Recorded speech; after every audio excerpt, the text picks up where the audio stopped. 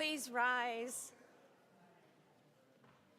Please rise in body or spirit and join in singing our opening song, Enter, Rejoice, and Come In.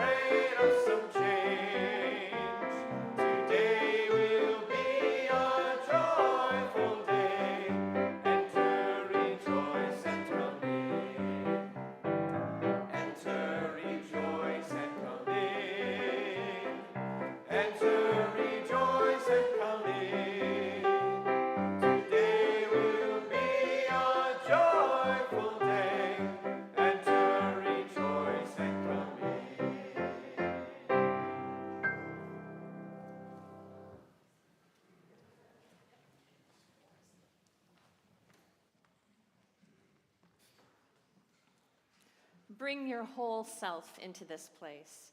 Your hope, your questions, your longing for joy. Open your ears to the song that rises among us. Open your heart to the spirit of good change that is already moving in the world. Today will be a joyful day, not because everything is easy, but because we choose to gather, to sing, and to make room for hope. Enter, rejoice, and come in. Good morning and welcome to the Unitarian Society of Santa Barbara. Whether you are a longtime member or a visitor here for the very first time, your presence enriches this community. A warm welcome to everyone here in our physical sanctuary and to those joining us in the virtual sanctuary. This is a loving community of seekers where all people of goodwill are welcome. Here we strive to live with integrity, nurture wonder, and transform and inspire the actions that will transform us and transform the world. I'm Carolyn Bierke, and my pronouns are she, her, and I'm delighted to be serving the Unitarian Society as ministerial intern. For this morning's service, lead minister Reverend Julia Hamilton is out of the pulpit, and I'm honored to be here with Worship Associate Matthew Grissett, Worship Associate Gary Welterlin, Music Director Matthew Grissett, pianist Heather Levin, Director of Lifespan Education Charla Brigante, and Membership Coordinator Angie Swanson-Kiriakou. I would like to extend a special welcome to any visitors or guests joining us for the very first time. We would like to stay in touch and welcome you into this community. There are connection cards at the welcome table in the courtyard during coffee hour, or you can put your name in the chat online. On the second Sunday of the month, which is today, we have a casual newcomer orientation across the courtyard in the front office. And if you feel like this might be your spiritual home, if you've been attending for a while and decided that the Unitarian Society of Santa Barbara is where you want to be, we would like to welcome you into membership in this congregation. You can sign the membership book at the welcome table, and we will connect you to the ongoing life of this community. We have a lot going on beyond our Sunday service. A couple things that I want to highlight. Next Sunday will be a joyful celebration you won't want to miss. We'll begin the morning with the deliciousness and community of a pancake breakfast served from 8:30 to 9:30. Come early, enjoy a sweet time together, and nourish both the body and the spirit before the service. And next week, our children will take part in the annual Hunt for Justice Easter egg hunt. Each egg will represent a dollar amount, and after the hunt, the children will choose how to distribute the funds we raised last month. They'll place their eggs in one of the 3 baskets, each representing a different organization they'd selected. The number of eggs in the basket will determine how the donations are shared. It will be a morning filled with joy, community, and a spirit of generosity. And now, let us take a breath together and hear the ringing of the bowl.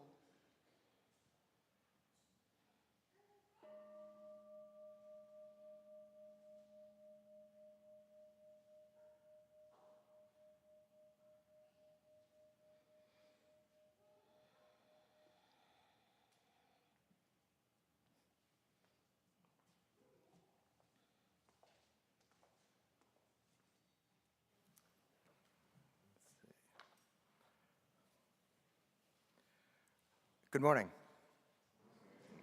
Our chalice lighting is by Lisa Doge. What if sometimes it's not about a light in the darkness? What if sometimes it's about sparkling potential into possibility and possibility into existence? What if sometimes the flame that burns in the chalice of our faith is nothing less than the ember of hope and nothing more than light set ablaze? What if sometimes we all need to do is follow that flame, one among scores, hundreds, thousands of steady flickering flames across the land and amongst so many people, on the way to justice and into the land of peace? What if we dare to kindle that chalice?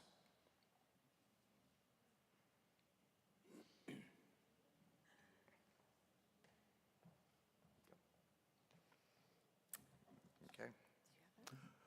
I have good news. We all need good news. And a much-needed break after multiple years of severe drought over the past 2 decades, California's statewide Sierra Nevada snowpack, which provides nearly 1/3 of the state's water supply, was 96% full of its historical average on Tuesday, up from 83% a month before.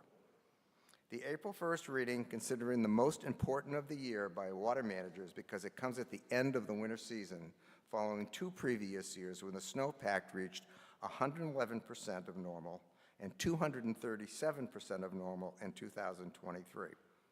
Although we fell a little short of a 3rd year in a row above 100%, together the past 3 years represent more bountiful 3-year periods of the snowpack in 25 years.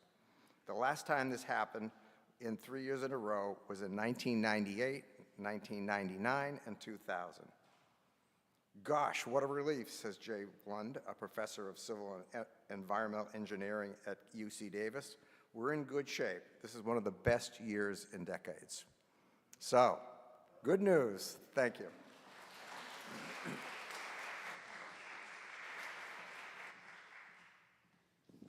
And now, please rise in body or spirit to join in singing, "I'm on my way."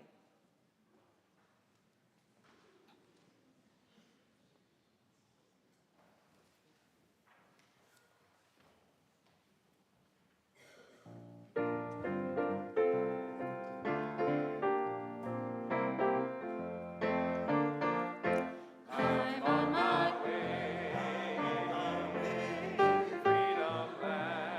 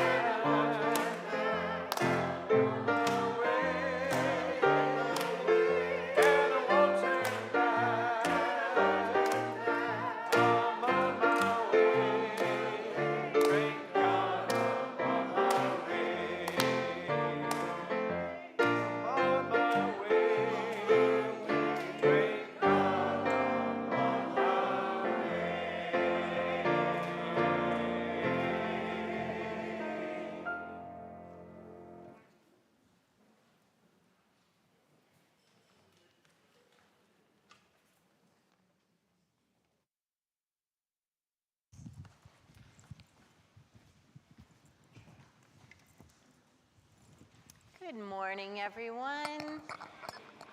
This is the time in our service where we invite children or anyone who enjoys a good story to come on up and sit here on the rug or on the steps and join me. I appreciate your company this morning.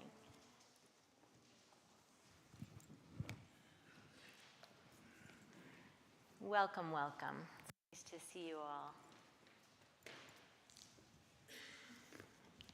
In a minute, I'll ask you to step out to look at a slide, but not quite yet, okay? So some of you, I don't know if any of you do, but some of you know my husband, Chuck. He's Jewish. He's also a Unitarian Universalist, but he's a Jewish Unitarian Universalist, and he's not here this morning because he and his brother are preparing a Passover Seder for the family. What's a Seder? Well, first, let's learn a little bit about the story of Moses and how this Jewish holiday came to be known as Passover. Many Jewish people in the United States and all over the world celebrate Passover, an 8-day holiday which this year began yesterday and continues until next Sunday. Passover is the retelling of the Bible story where Moses becomes the leader of the Jewish people. A long time ago, over 3,000 years ago, in fact, Jews were slaves in Egypt. Under the Pharaoh, who was the king of Egypt, they had to work for no pay or be killed. Moses, who grew up in the Pharaoh's house, called upon the God of the Jewish people to punish the Egyptian people, the same way the Egyptians had punished the Jews. Moses asked God to bring down 10 plagues or curses on the Egyptians. The 10 plagues included things like swarms of frogs, lice, and locusts, among other terrible things. That sounds pretty awful, doesn't it? The 10th plague was the death of every firstborn child in Egypt, including the Pharaoh's son. And in fact, years before, the Pharaoh had killed all the firstborn Jewish people.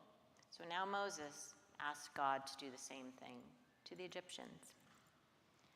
To protect the homes of Jewish people from the 10th plague, Jewish families marked their homes with the blood of a lamb so that the angel of death would pass over their homes and not accidentally kill one of the Jewish children. This is why Jewish people call the spring holiday Passover. On the first night of the Passover holiday, and in traditional Jewish homes outside Israel, on the second night too, there is a special Seder. Now we're going to learn about the Seder, which is a meal. And we've had Seder meals here at the Unitarian Society. How many of you have been to one of our Seders? Yeah, me too. And the Seder begins with an invitation and a prayer. The invitation is for anyone who is hungry to come and join the Seder. The prayer is that in the coming year, all slaves shall be set free. Children are encouraged to ask questions at the Seder and to listen to the story of Passover. At the head of the table is a Seder plate. And now I'm going to ask you to stand up so you can see the slide over there. Or you can see it right here. Yeah, it's right behind you too. And on it are symbols of the holiday. There's a vegetable, often parsley, and salt water for dipping. And the salt water is a reminder of the tears the slaves cried. The moror, or the bitter herbs, often horseradish. Have you ever had horseradish, any of you? Yeah, it's bitter. On the plate are a small taste of the bitterness of slavery. The charoset is a clay-like mixture of apples, nuts, spices, and wine, a reminder of the clay the slaves molded into bricks.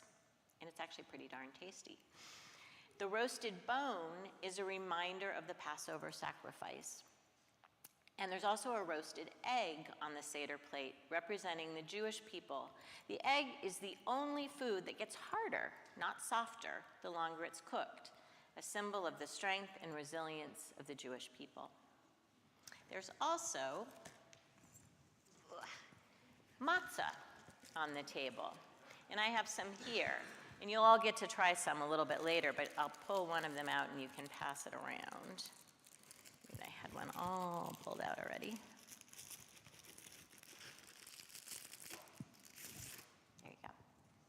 You can take, and you all get to try some later. So matzah is a type of flatbread, and the Jewish people had to flee Egypt really quickly to escape the Egyptian soldiers. So the bread they were baking didn't have time to rise. And so matzah is a kind of flatbread that doesn't rise, and that's what we eat on Passover. Everyone at the Seder gets to drink 4 cups of wine or grape juice. And when the talk of the 10 plagues begins, some wine is spilled in the memory of the Egyptians who died so the Jewish people could be free. Some Jewish families include modern additions to the Seder plate, which I think are kind of nice. There's sometimes an orange to represent LGBTQ plus inclusion, an olive in support of peace between Israel and Palestine, an artichoke in support of interfaith families, and a tomato in support of farm workers' rights. And some Jewish families also talk of modern plagues, things that we need to address in our own time that are troubling our world.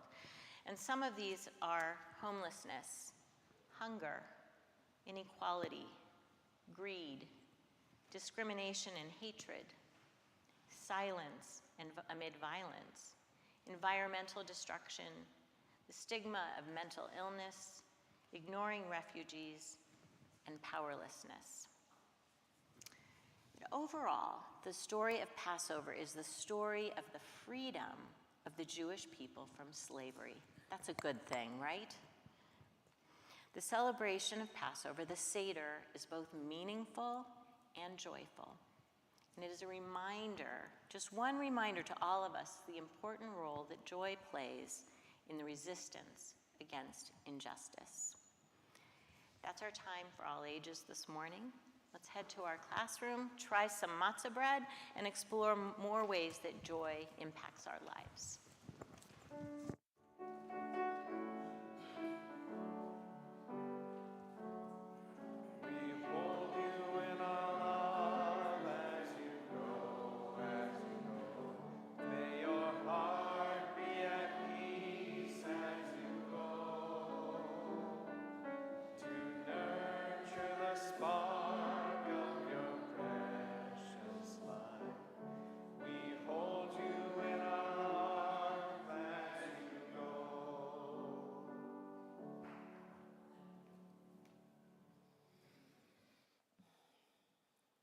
I now invite you into a few moments of meditation and prayer. You might close your eyes if you wish. Feel your feet steady on the floor, your breath moving in and out. Let the air around you be a kindness. Let the earth beneath you be a remembering you are not alone. Breathe in and know you are enough for this moment. Breathe out and know that you are held.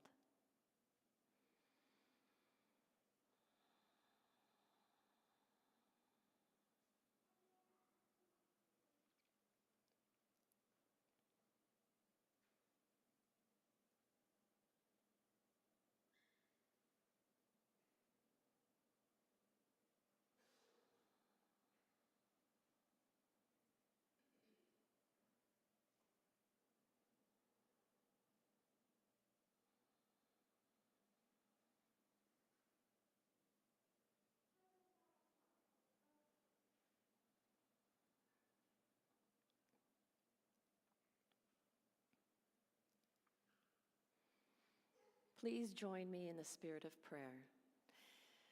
Spirit of life, of many names and no name, we come carrying what is heavy and what is holy. We come carrying dreams too large for one heart to hold. Grant us the trust to believe in what we cannot yet see, Grant us the courage to walk even when the way is not clear. And when the road feels long, when our hands feel empty, and when our hearts feel tired, may we remember we are part of something larger than fear. We are part of something stronger than despair.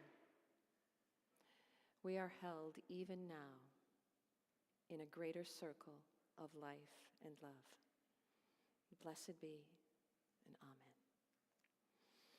Please remain seated as we sing one more step. Thank you.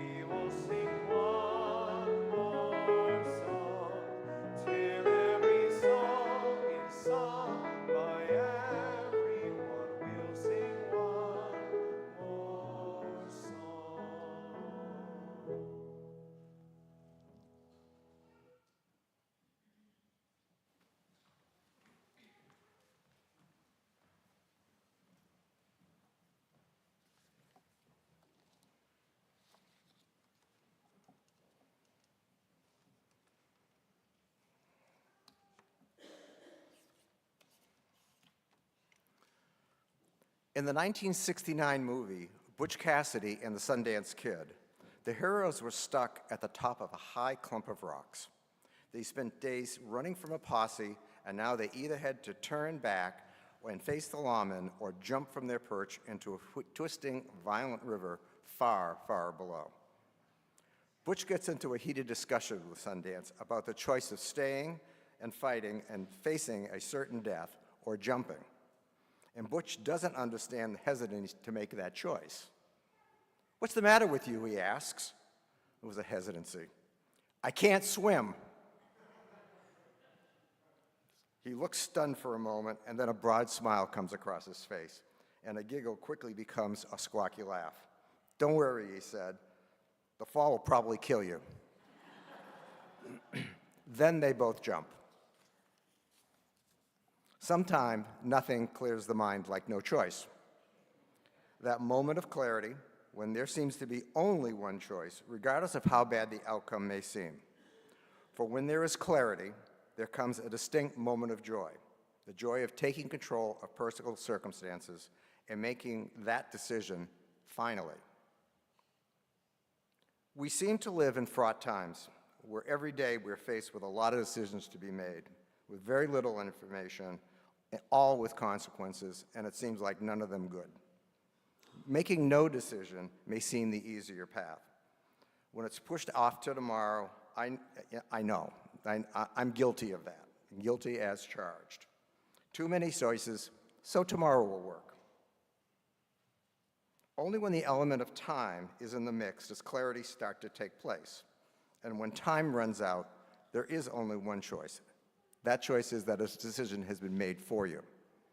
So perhaps I should add another element, the outcome of joy, the joy of living true lives and being responsible for one's own decisions. Joy is internal, deep, and connected to living a more authentic life. This is because to have joy, you must do inner work, identifying our values and strengths and aligning our lives with them. I have to work at it. And to be committed to joy, joy with a big J, as a way to live my life. The good news is there is opportunity to practice joy everywhere. It's not a scarce commodity. It's really hard to use up. And most importantly, you really don't have too much, you really can't have too much of it. Joy, small j, is also cumulative. Small gratitudes and act of kindness built upon small acts leading to more sense of purpose and fulfillment. Little things every day. Letting someone with one item at the grocery store go in front of you. Offering transportation when someone needs a ride and you are going somewhere. Taking the slow route home and soaking up the journey. Making new friends and making the effort to keep the old ones. And last but not least, which is what I'm really working on, letting other people get ahead of you in traffic. All these small items bring joy to me on a daily basis, engaging in meaningful activities, fostering social connections, and practicing mindfulness. Other activities can include things like pursuing hobbies, staying active and healthy, connecting with nature, and even finding joy in quiet reflection. Quiet reflection is a hard one for me. Additionally, embracing a sense of gratitude and giving back to others can also contribute to a fulfilling and joyful life. Okay, for those that never saw Butch Cassidy and the Sundance Kid, spoiler alert.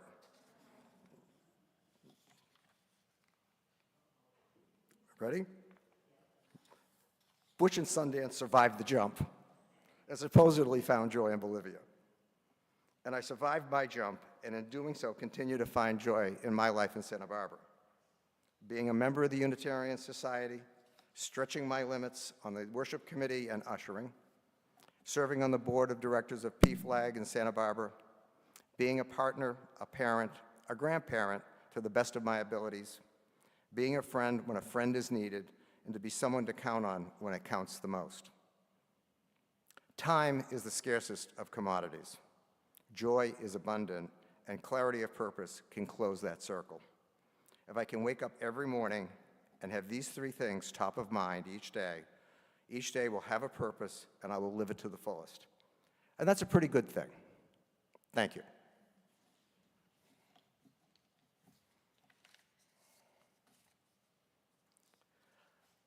This month's outreach is for the Wilderness Youth Project. Time in nature makes kids happier, healthier, and smarter. You're invited to make a difference by helping Wilderness Youth Project's inspired, skilled, and committed mentors and volunteers connect with local kids in small groups to nature. Join me in saying the affirmation of gratitude and giving. Let us be grateful when we are able to give, for many do not have that privilege. And let us be grateful for those that share their gifts with us, for we are enriched by their giving. And let us be grateful even for our needs, so that we may learn from the generosity of others.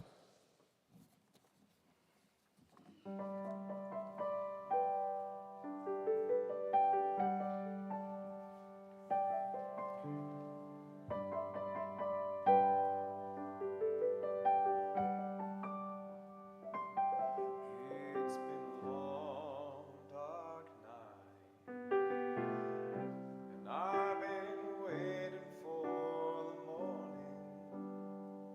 It's been a long, hard fight, but I see a brand new day dawning.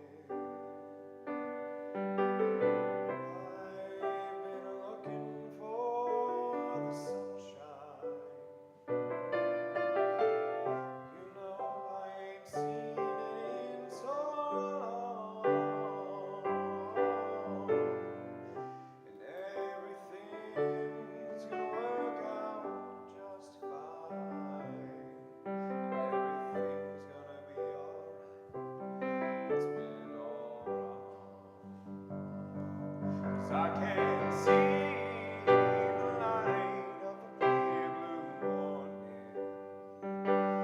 I can see the light of a brand new day. I can see the light of a clear blue morning. Oh, and everything's gonna be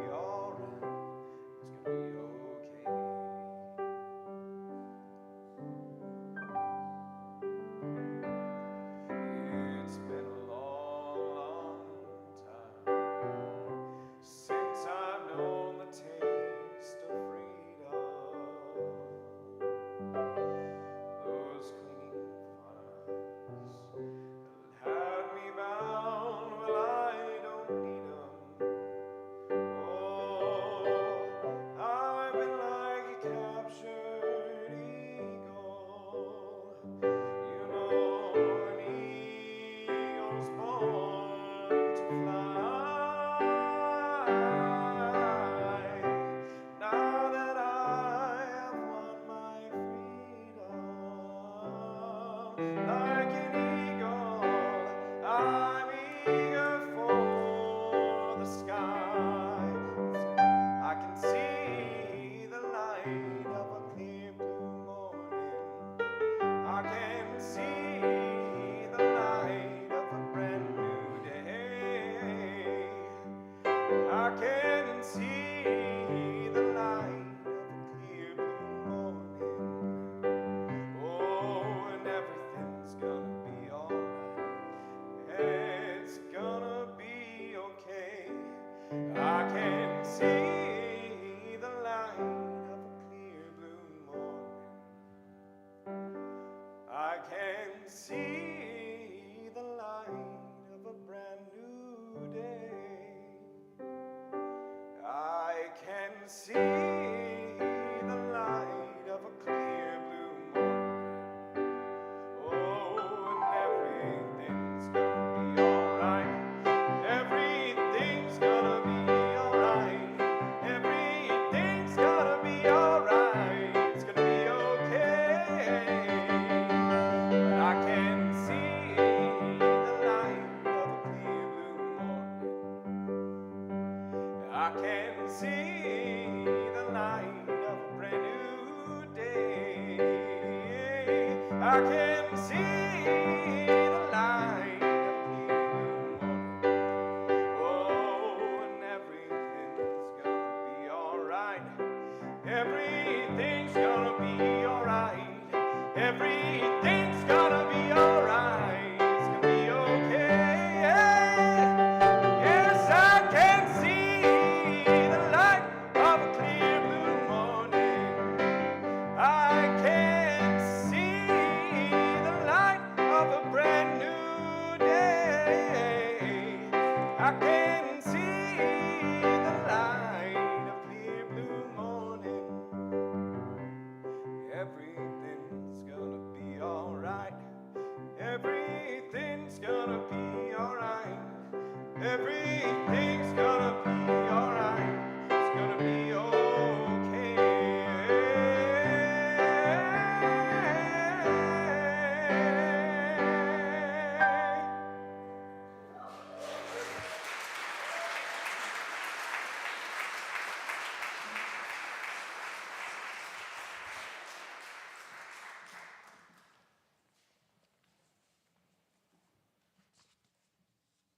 Whew. Thank you, Matthew. Last week across the country, families, students, elders, neighbors, even dogs gathered in the hands-off protests to stand together for our rights, our dignity, and a future for us, for those we love, and for those who need protection in the wider world. I had the privilege of joining in the Santa Barbara protest, and I know many of you did as well. There was an energy in the air, a mixture of anger, determination, and surprisingly, joy. I loved that people showed up with carefully made signs, some fierce, some funny, all brimming with the same message. We will not accept this. At the time, standing shoulder to shoulder, it was uplifting. It felt good to be together, but it wasn't until later when I saw the pictures that night, images of the crowds across the country, city after city after city, that I felt the tears come. Each person mattered. Each body, each sign, each voice contributed to the collective power that could not be ignored. The hope and energy continued this week in conversations that spilled into every day. That entire effort was in many ways an example of what I would call strategic joy. It feels important to begin there today because these are such unsettling times. Every week, every day, it seems that there are new assaults on rights we thought were certain.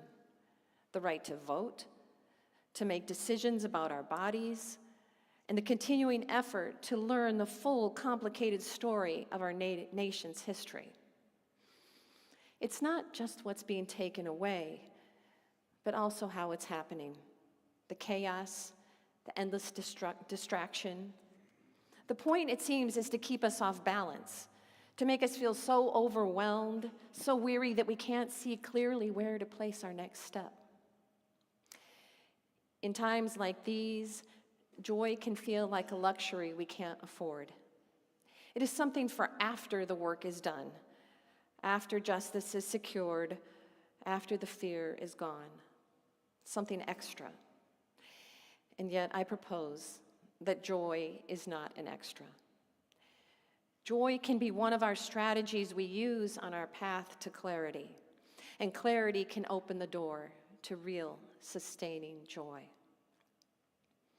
In this Passover season, I want to recall this Old Testament story of Miriam at the Red Sea. The Israelites had just escaped from Egypt, fleeing slavery, and crossing the Red Sea in a miraculous moment of deliverance. It's easy to imagine the scene, the fear, the exhaustion, the hope that is barely there. And what happens next? Miriam, the sister of Moses, pulls out a tambourine and leads the women in dancing and singing. This tambourine she carried with her out of Egypt. In the chaos of escape, when everyone had to move quickly and could bring almost nothing, Miriam packed a tambourine. Why? I think because she believed there would be a reason to celebrate. She trusted, even when it seemed foolish, that joy would be needed, that liberation would come, and when it did, their spirits would need to be able to rise up and meet it. Miriam showed us that joy is not an afterthought. It is not a reward for surviving. Joy is part of survival itself. And when we feel overwhelmed by the chaos around us, when the news feels like a battering ram against our hearts, it's easy to lose clarity. We start reacting instead of responding. I know how easy it is to feel anxious and start grasping for every headline, every outrage, thinking, if I just stay informed enough, angry enough, maybe I won't feel so powerless. But when we live in a constant state of chaos and reactivity, we lose touch with something essential, our deep knowing, our rootedness. We lose our clarity about who we are, what we value most, and what we are fighting for. Miriam's tambourine is clarity made visible. She knew, even before freedom came, that it was possible. She didn't pack her tambourine because she was sure of the timeline. She packed it because she was sure of her people, her dignity, and of the rightness of the struggle. Strategic joy isn't about ignoring suffering or pretending that everything is fine. It's about carrying that tambourine through the desert even when you're not sure where the road leads. This idea shares a spirit with the message of Tricia Hershey's work, Rest is Resistance, which reminds us that exhaustion and depletion are not the inevitable costs of caring. But today I want to move slightly differently, not just to the importance of rest, but to the active practice of joy as a spiritual and political act. How do we find that kind of clarity in ourselves? How do we cut through the chaos? First, we slow down. That sounds almost irresponsible right now with everything happening, but slowing down doesn't mean withdrawing or giving up. It means creating enough space inside ourselves to listen deeply, to listen to our bodies, to our hearts, and to one another. When we slow down, even for a moment, we can begin to sort out what is truly urgent from what is manufactured urgency. Second, we return to our core values. What are the things that are non-negotiable for you? What do you believe in, even when the winds of politics and culture are howling around you? Justice, dignity, compassion, and freedom, they are our guiding stars. And when we lose sight of them, we drift. Coming back to them again and again gives us a compass. Third, we practice community. Clarity is not something we can always find alone. We need each other to remember what's real and true. We need to be around people who remind us of the bigger picture, who can laugh with us, cry with us, and pull out the tambourines when it's time to dance. Community helps us hold on to our humanity when everything around us is trying to strip it away. And so we ask, what brings us joy in times like these? Sometimes it's the simplest things. And in a few moments, our ritual of joy and release, you will hear more about what brings people joy. Sometimes it is the face of an elder or a child, a tree in springtime, a movement of people coming together in solidarity. Author and civil rights activist Audre Lorde said, "Caring for myself is not self-indulgence. It is self-preservation, and that is an act of political warfare." In a world that thrives on our despair, choosing to feel, to celebrate, to love is an act of resistance. Joy sharpens our vision. It brings color back to a world that fear tries to paint in black and white. It reconnects us to our creativity, our imagination, and our sense of possibility. Joy reminds us why we fight for a better world in the first place. And here's the paradox.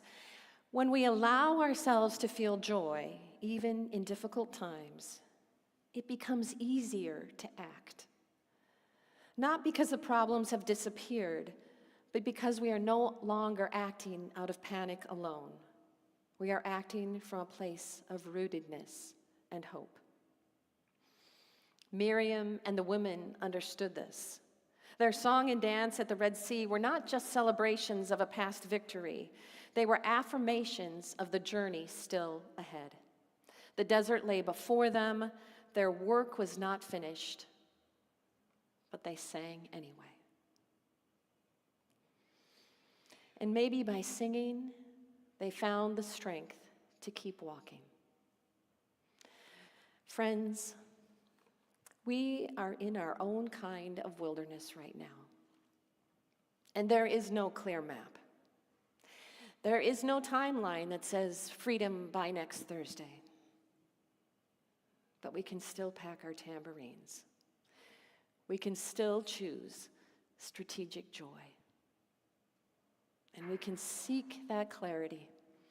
And from that clarity, we let joy rise, not as a denial of the struggle, but as an act of defiance and a commitment to life.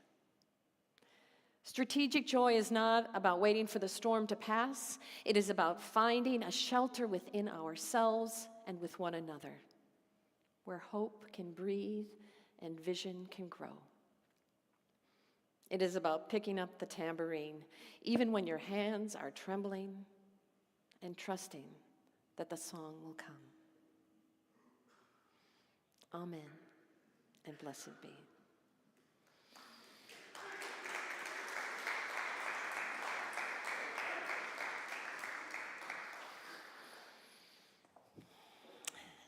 Now we are going to move into a ritual of joy and release, a practice of letting go and trusting that the water and this community can hold it all.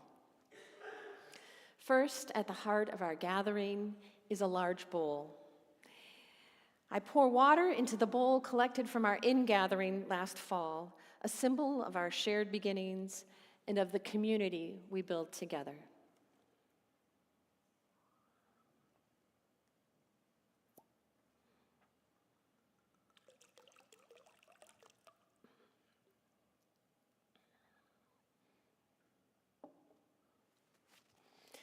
And today we add to it the clarity, the beauty, the sustaining strength that is present among all of us.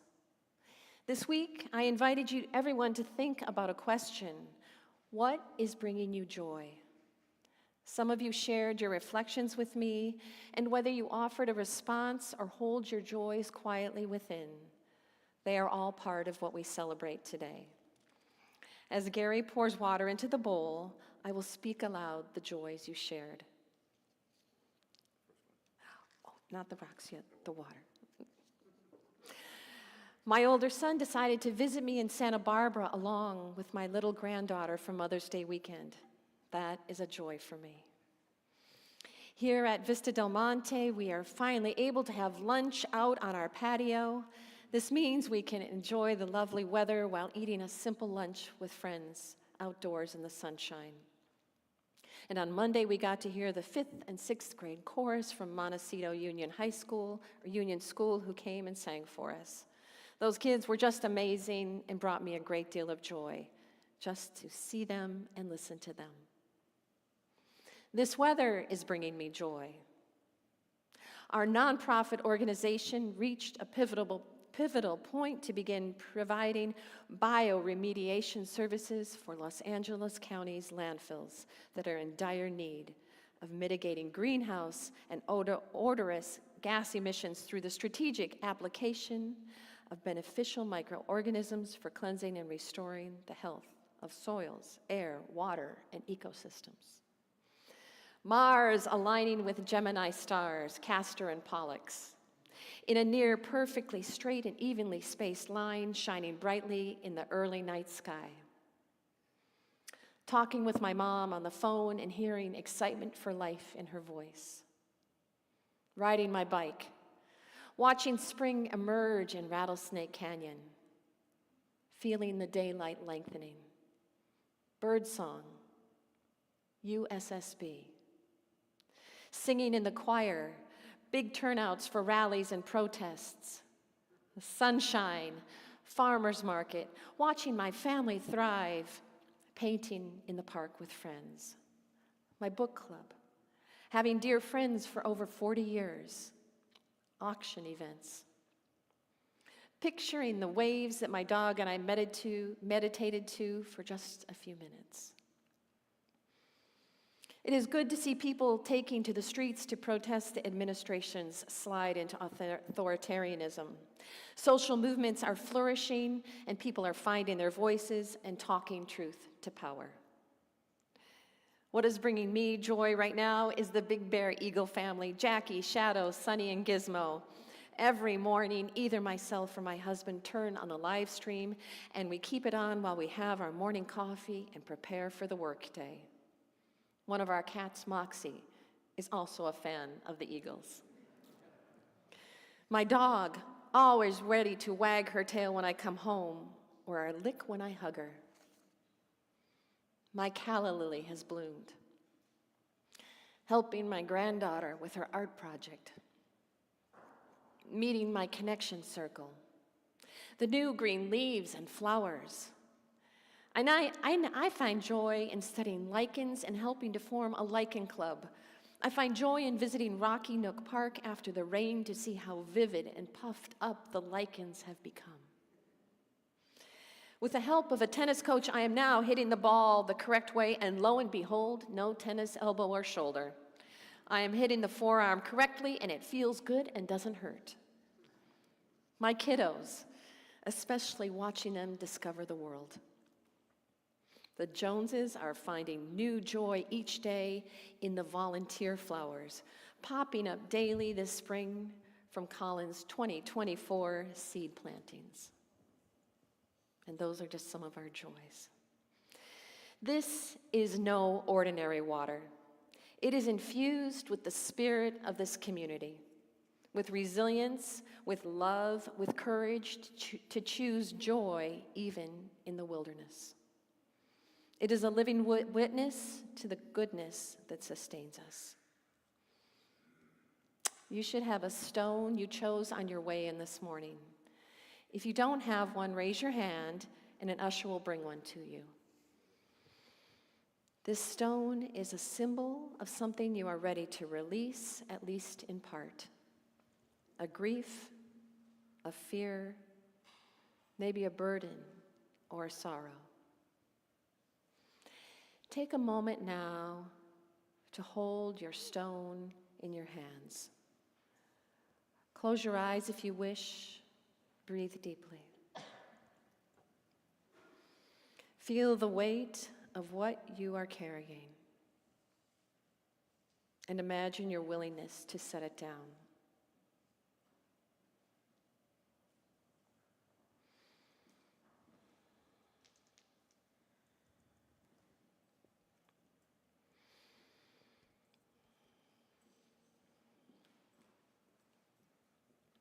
Now, in a moment, if you are comfortable, I invite you to turn to your neighbor and exchange stones. You may choose to speak aloud the name of the burden you are carrying, or simply exchange stones in silence. Both ways are holy. As you exchange, imagine you are also exchanging a blessing, offering each other strength, courage, and clarity for the road ahead. Go ahead and exchange.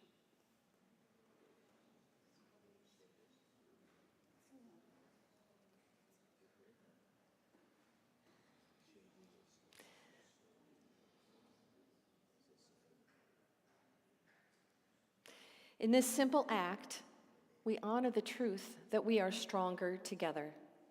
When we share each other's burdens, they become lighter. When we hold hope for each other, our strength multiplies. Now, in a moment, when we will come forward, beginning from the back rows, beginning from the front row, down the center aisle, please place your stone gently in the bowl of holy water, and then circle back down the outer rows to your seat. As you drop your stone, watch the ripples move outward. Notice how the water holds each rock without losing its clarity, beauty, or peace. There is space enough in this water and in this community for all that we carry.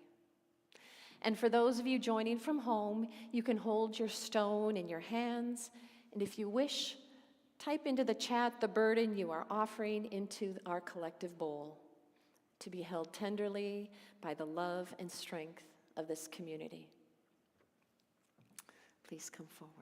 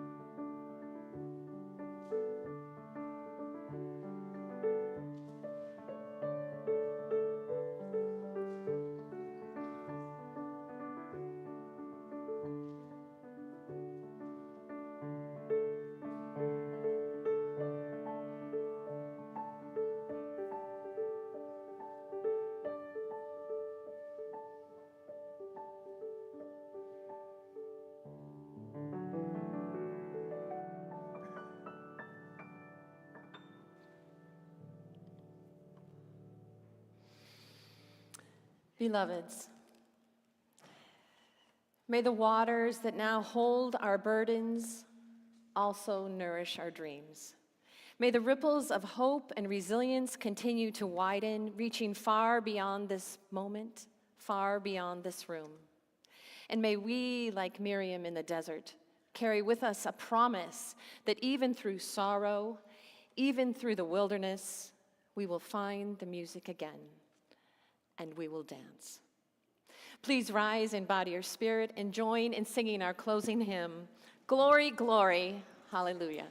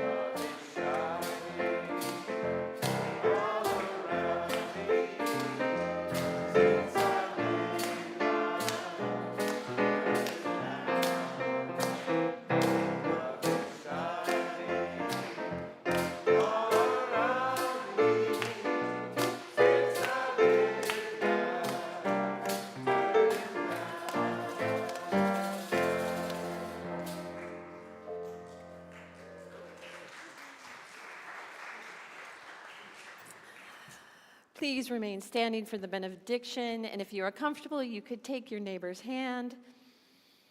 May our joy not be an accident, but a choice, a strategy, a song rising clear and strong in the heart of the world.